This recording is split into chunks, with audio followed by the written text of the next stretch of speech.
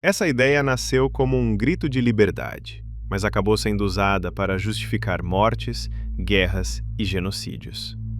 Nietzsche, apesar do ego literário imenso, jamais imaginou isso. Porque depois que uma ideia existe, ela não pertence mais a quem a criou. Final do século XIX. A Europa parecia estável.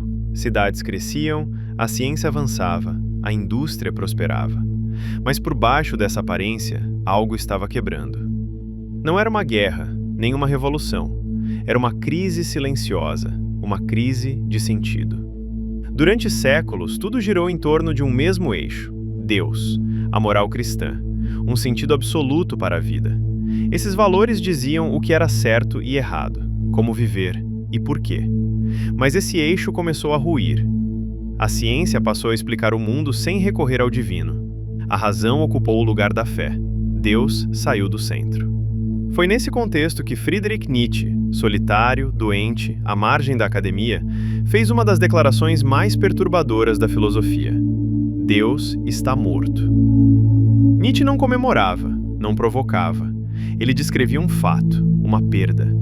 A morte de Deus não era só religiosa, era a morte dos valores absolutos.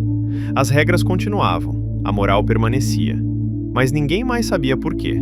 As pessoas obedeciam por costume, por medo, por inércia. Quando os velhos valores morrem e os novos ainda não nasceram, surge o vazio. Esse vazio tem nome: niilismo. A sensação de que nada tem sentido, de que a vida não tem direção. O problema não era perder Deus, era não saber o que colocar no lugar. Como viver sem garantias? Como criar valores próprios? Como suportar a liberdade total? Muitos fugiram, buscaram ideologias prontas, moralismos vazios, uma vida automática. Nietzsche chamava isso de moral de rebanho. Mas ele não queria apenas destruir, queria reconstruir.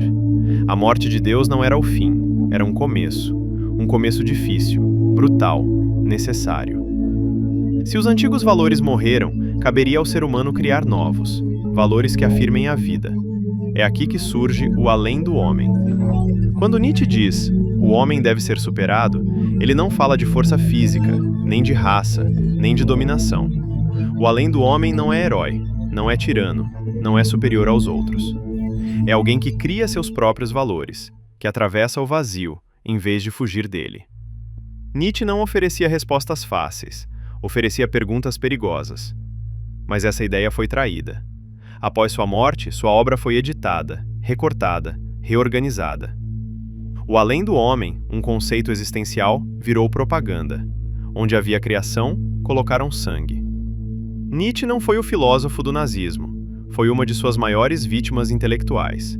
E essa distorção não ficou no passado. Hoje, ela acontece em recortes, frases soltas, slogans fáceis.